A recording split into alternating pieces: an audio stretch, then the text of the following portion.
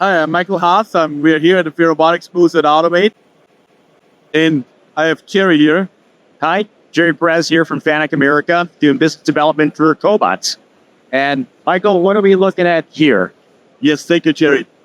We brought here a demonstration cell together with our partner Automate, which shows a CRX-10L with a 10 kilogram robot with an active force control tool on the end of it, with a flexible platform that allows us to integrate different tools very quickly with a quick changer.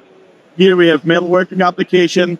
We are showing surface finishing, grading the part, but also right now with a small weld file, doing like edge cleaning, weld cleaning. It's the most versatile tool. It is active force control. It comes with a plugin for the CRX, where you can easily set the force by just entering your value, 10 newtons, 20 newtons, 15 newtons. It allows you to integrate all types of hand tools from our partner Dynabrate on this platform onto it.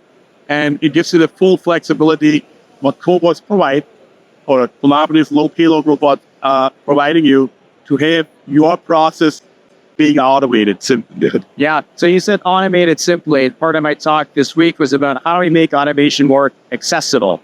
And this is one of the applications that a lot of people might think, how do I do that? How do I do grinding? How do I do sanding? Typically, it might be a little more complex. Yeah, it's a kind of a finesse work, little artwork to do that.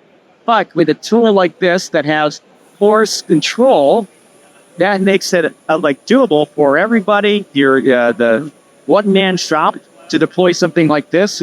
And now with monthly payments, now you can get started right off the bat, right? So that's what it's all about. Package this together that somebody doesn't have to figure out what they need. They can get it all together, company like Autobrade, with your tools from FerRobotics. Absolutely. It looks very simple, but don't get fooled.